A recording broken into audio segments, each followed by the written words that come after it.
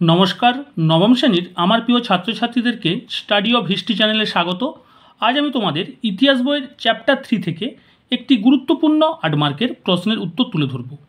তোমাদের এই প্রশ্নের উত্তরটি খুবই গুরুত্বপূর্ণ, পরীক্ষায় এসে থাকে।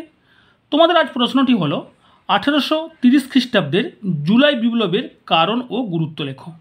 তোমরা প্রথমে প্রশ্নের উত্তরটি ভালো করে বুঝে খাতায় লিখে ফেলো। তোমাদের আমি আগের ক্লাসগুলিতে এই অধ্যায় থেকে গুরুত্বপূর্ণ এমসিকিউ এসকিউ প্রশ্ন উত্তর 4 নম্বর ও 8 নম্বরের গুরুত্বপূর্ণ প্রশ্নের উত্তর তুলে ধরেছি।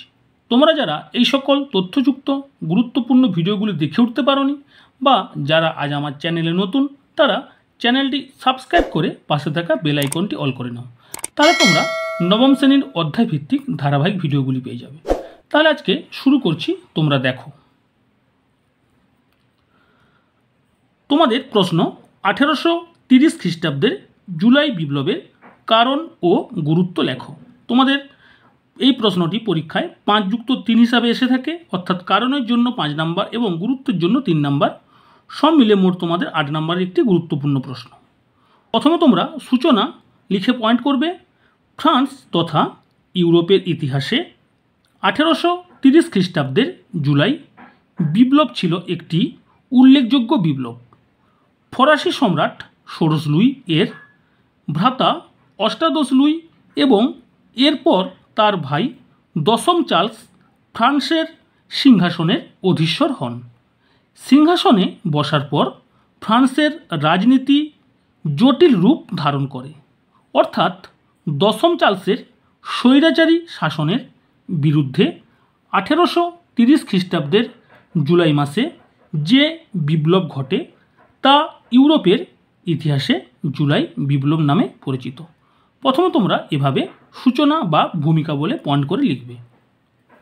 এরপর তোমরা পয়েন্ট করবে জুলাই বিপ্লবের কারণ। জুলাই বিপ্লবের পিছনে নিছক একটি কারণ ছিল না, একাধিক কারণের সমন্বয়ে এই বিপ্লব সংঘটিত হয়েছিল, যা নিম্নে আলোচনা করা হলো। এরপর তোমরা পয়েন্ট করবে পূর্ব রাজতন্ত্রের পুনঃপ্রতিষ্ঠা।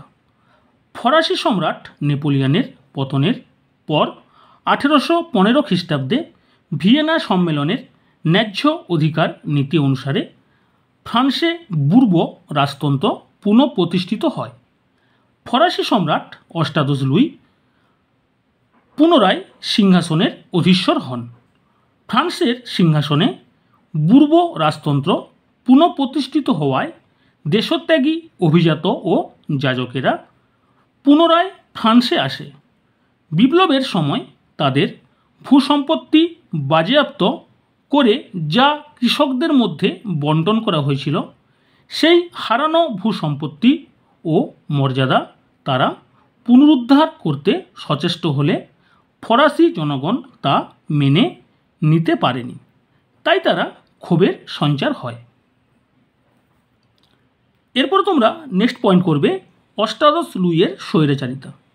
অষ্টাদশ লুই ফ্রান্সের সিংহাসন আহরণ করে প্রথম দিকে কিছুটা উদারনীতি গ্রহণ করেছিলেন, অর্থাৎ তিনি মধ্যপন্থা অবলম্বন করে পুনঃস্থাপিত রাজতন্ত্রের সঙ্গে বিপ্লবী ভাবধারার সমন্বয় সাধনের মাধ্যমে নিয়মতান্ত্রিক রাজতন্ত্র প্রতিষ্ঠায় উদ্যোগী হয়। এই উদ্দেশ্যে তিনি 1814 খ্রিস্টাব্দে শাসনতান্ত্রিক সনদ জারি করে ব্যক্তি স্বাধীনতা, আইনের চোখে সমানাধিকার, সম্পত্তির অধিকার, ভূমি সংস্কার প্রভৃতি মেনে নেয়। কিন্তু 1820 খ্রিস্টাব্দে এক আততায়ীর হাতে বা জঙ্গির হাতে সিংহাসনের উত্তরাধিকারী নিহত হলে উদারপন্থীদের বিরুদ্ধে এক দারুণ প্রতিক্রিয়া দেখা যায় এবং অষ্টাদশ লুই স্বৈরাচারী হয়ে ওঠে। তাই এমতো অবস্থায় ফ্রান্সের বিভিন্ন রাজনৈতিক দলগুলো রাজার সনদকে গ্রহণ করতে রাজি ছিল না। এরপরে তোমরা নেক্সট পয়েন্ট করবে দশম চার্লসের প্রতিক্রিয়াশীল নীতি।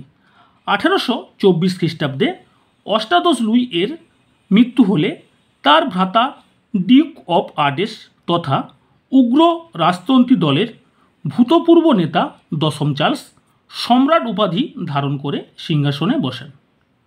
তিনি ঈশ্বর প্রদত্ত রাজতন্ত্র ও পুরাতন তন্ত্রের উগ্র সমর্থক ছিলেন।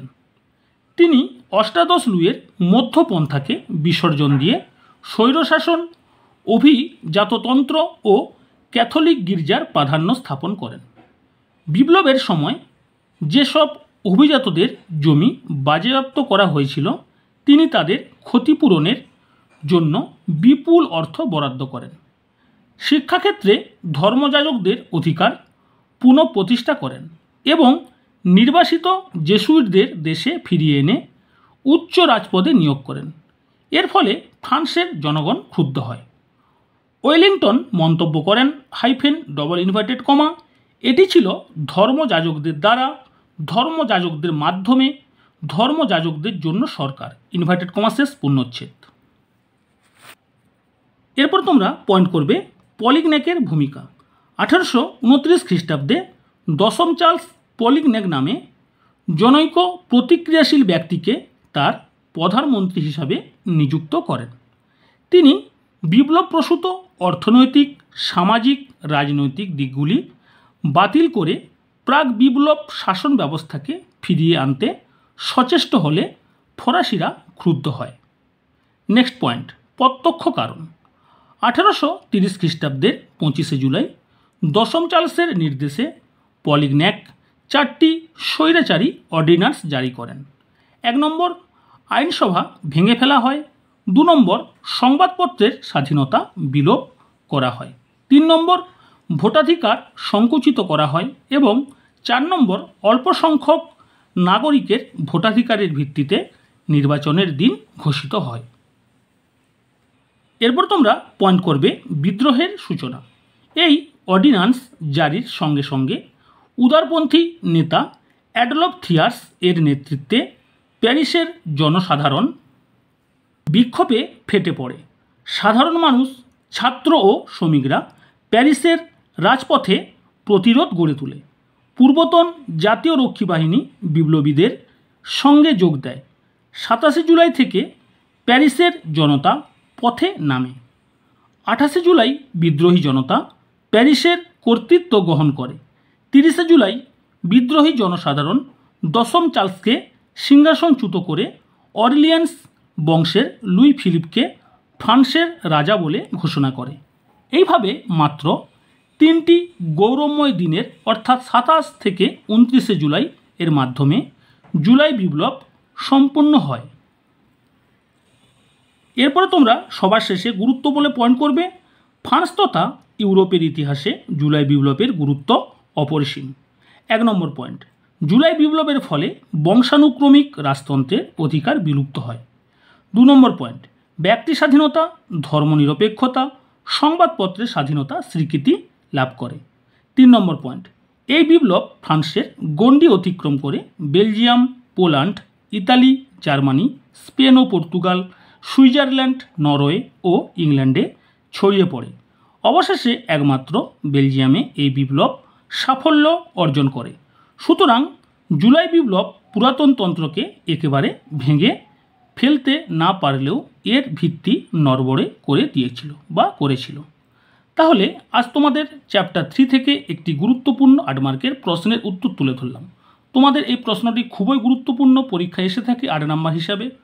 তোমাদের যদি আজকের এই ভিডিওটি ভালো লেগে থাকে অবশ্যই লাইক করো, বন্ধুদের মধ্যে শেয়ার করো এবং কমেন্টে জানাও তোমাদের আজকের এই ভিডিওটি বা প্রশ্নের উত্তরটি কেমন লাগলো। আজ এখানে রাখছি। তোমরা সবাই ভালো থেকো, সবাই সুস্থ থেকো। যে প্রশ্নগুলো আমি তোমাদের তুলে ধরছি উত্তর আকারে, অবশ্যই তোমরা এখন থেকে ভালো করে পড়াশোনা করো এবং খাতায় লেখা অভ্যাস করো। আজ তাহলে রাখছি, ভালো থেকো, সুস্থ থাকো।